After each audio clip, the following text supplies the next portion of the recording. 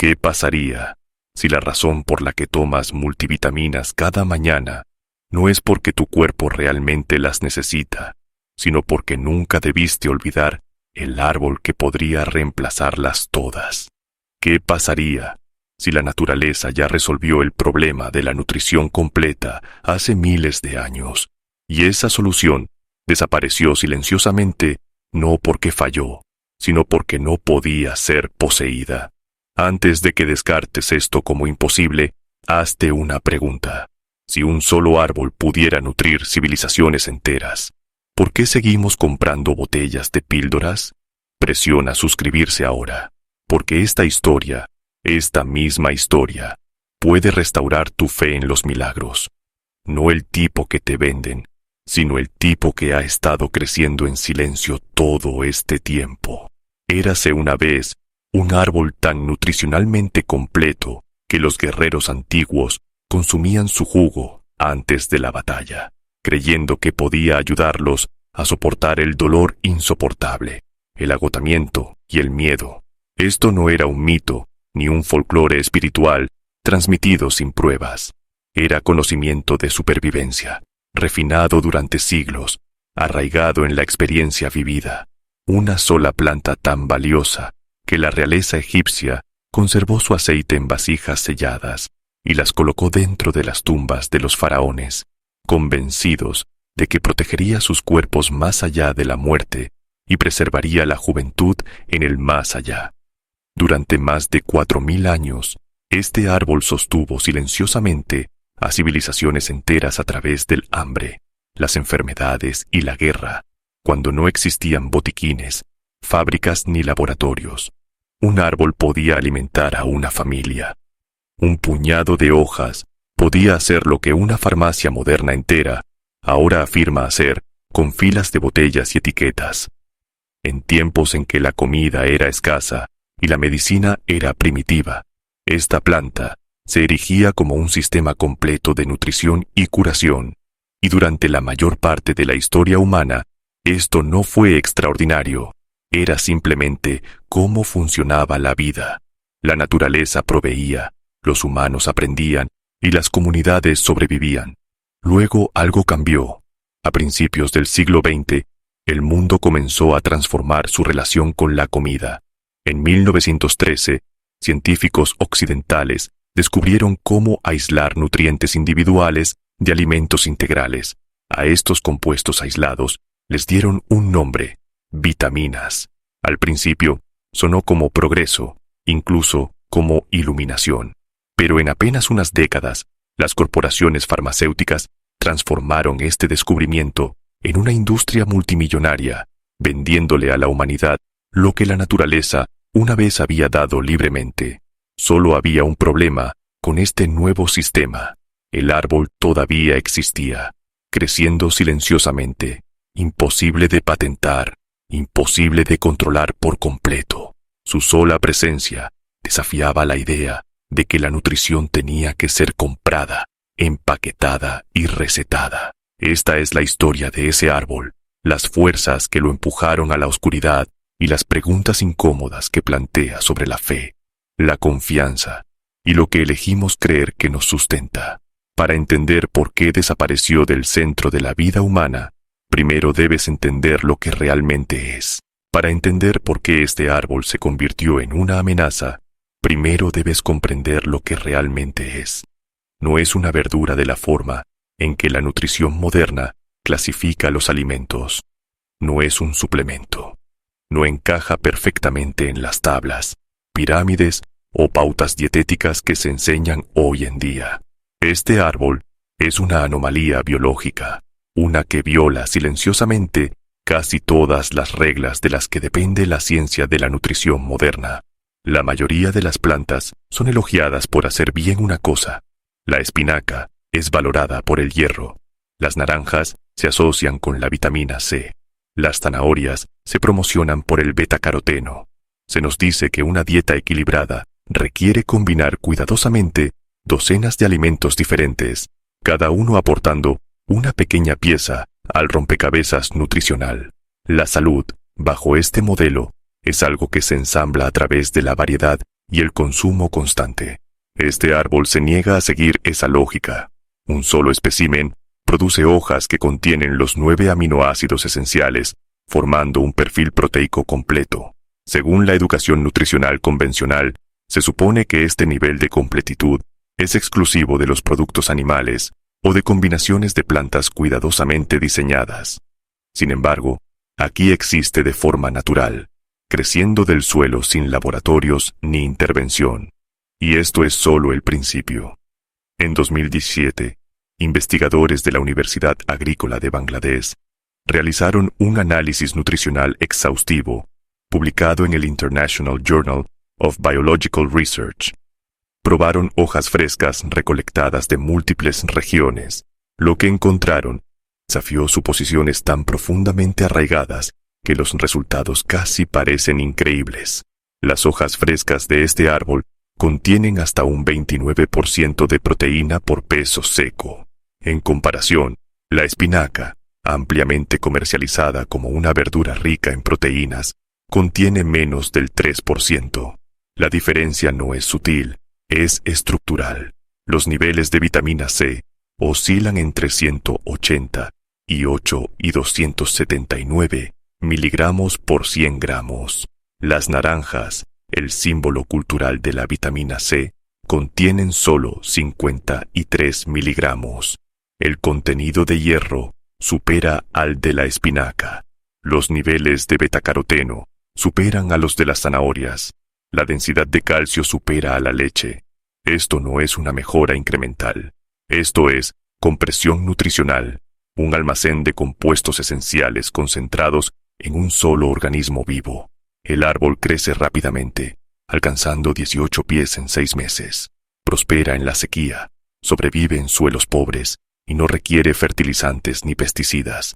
Lo plantas una vez y te alimenta durante décadas.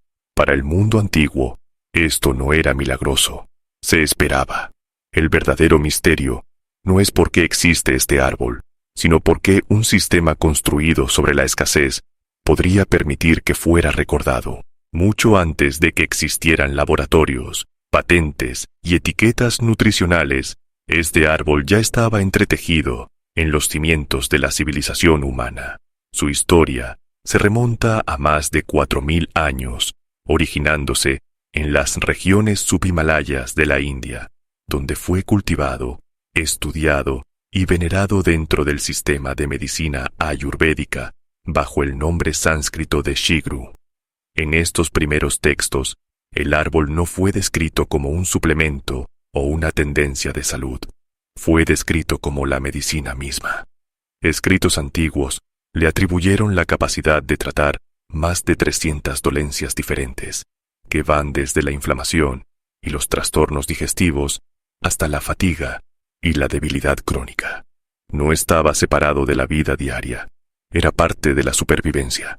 Alrededor de 2000 años antes de la era común, el árbol se había extendido al antiguo Egipto. Allí, sus semillas se prensaban para obtener un aceite dorado conocido como aceite de Ben, valorado por su notable estabilidad y cualidades protectoras. Los egipcios lo aplicaban en su piel para protegerse del implacable sol del desierto. Se mezclaba en perfumes y tratamientos anti-envejecimiento, no como experimentación de lujo, sino como una tradición confiable. El aceite era considerado tan valioso que se colocaban frascos sellados en las tumbas de los faraones con la intención de preservar la vitalidad más allá de la muerte. Los arqueólogos han descubierto estos frascos. Esto no era leyenda, era una práctica registrada. La influencia del árbol continuó hacia el oeste. Las antiguas sociedades griega y romana lo importaron para la salud digestiva, la resistencia y la vitalidad general. Era consumido por la élite, discutido por los médicos e integrado en la alta cocina, en lugar de ser descartado como medicina popular. Sin embargo, quizás el uso más revelador proviene del imperio Maurya de la India. Los registros históricos describen cómo los guerreros eran alimentados con extractos de las hojas del árbol antes de entrar en batalla. La creencia era que reducía el dolor, calmaba la mente y proporcionaba energía sostenida bajo estrés extremo. La ciencia moderna ahora confirma lo que esos guerreros experimentaron de primera mano. El árbol contiene potentes compuestos antiinflamatorios, antioxidantes y una nutrición completa capaz de apoyar la resistencia y la recuperación. Su confianza no fue equivocada. Era una verdad bioquímica expresada a través de la experiencia vivida. Durante miles de años, este árbol funcionó como alimento, medicina y seguridad económica. No pedía nada a cambio, sin compra recurrente, sin dependencia, sin propiedad. Y luego, casi de repente en términos históricos, su papel central en la vida humana comenzó a desvanecerse, no porque fallara a la humanidad, sino porque los sistemas de la humanidad evolucionaron en una dirección donde la abundancia sin lucro se convirtió en un problema en lugar de una bendición. Durante miles de años, la nutrición fue inseparable del alimento mismo. La curación provenía de lo que la gente cultivaba, recolectaba y preparaba. Esa relación cambió abruptamente en 1913. En la Universidad de Wisconsin, dos bioquímicos, Elmer McCollum y Marguerite Davis, aislaron con éxito la vitamina A de la mantequilla y el aceite de hígado de bacalao. En la superficie, este descubrimiento pareció inofensivo, incluso beneficioso. Parecía confirmar lo que las culturas antiguas ya sabían, que ciertos alimentos contenían potentes compuestos que sustentaban la vida. Pero la ciencia tomó una decisión crítica en ese momento, una que cambiaría para siempre la relación de la humanidad con la nutrición. En lugar de proteger y promover las plantas que naturalmente contenían estos nutrientes, el enfoque se desplazó hacia la extracción, el aislamiento y la propiedad. Los nutrientes ya no se entendían como parte de sistemas vivos. Se convirtieron en moléculas individuales, despojadas de su contexto natural y reenvasadas como productos. En una década, las empresas farmacéuticas reconocieron la oportunidad. En 1920, Parke Davis lanzó una de las primeras cápsulas de vitaminas comerciales, una mezcla concentrada comercializada directamente a los médicos. Era cara, controlada y patentada. El patrón se aceleró rápidamente. En 1927, la vitamina D sintética entró en el mercado. A principios de la década de 1930, grandes empresas químicas perfeccionaron procesos a escala industrial para fabricar vitaminas A, B, C y D, a costes cada vez menores. Lo que comenzó como curiosidad científica evolucionó hasta convertirse en una industria global.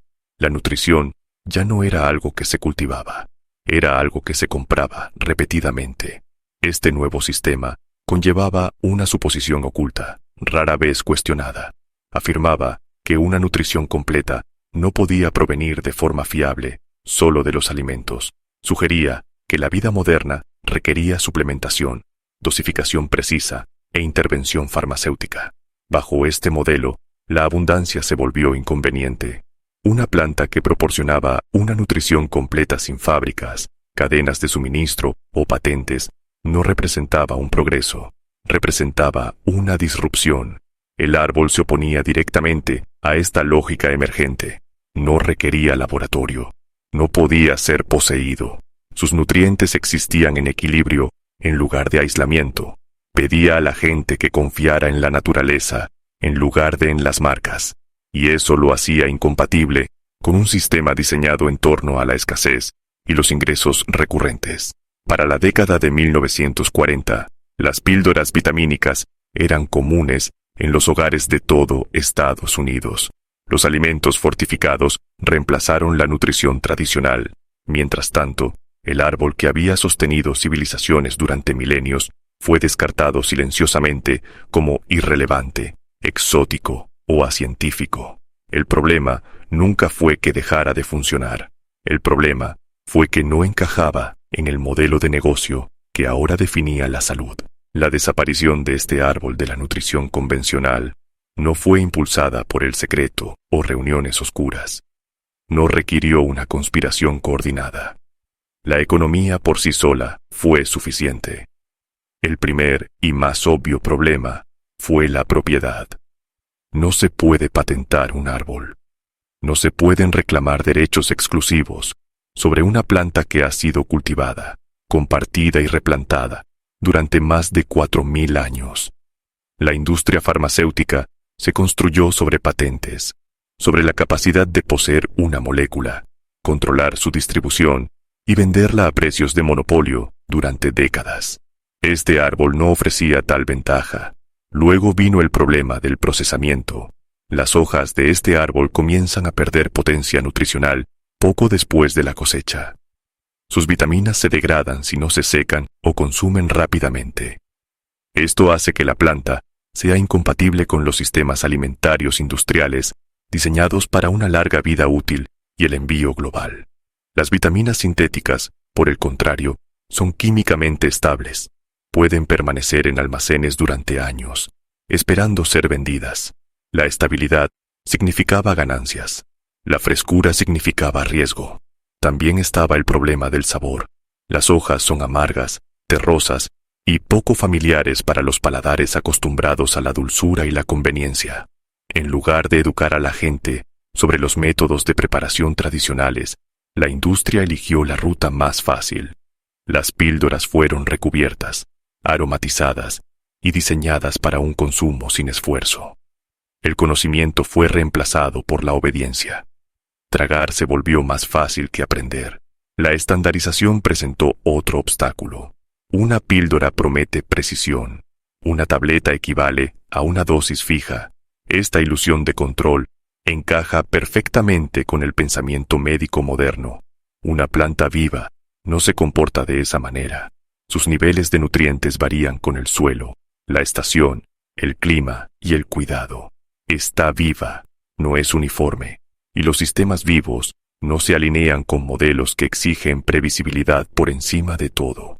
Pero debajo de todas estas preocupaciones prácticas estaba la realidad más amenazante de todas.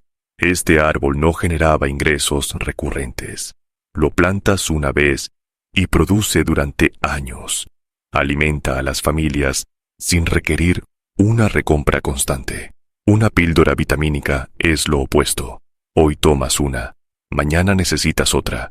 Cuando la botella está vacía, el ciclo continúa.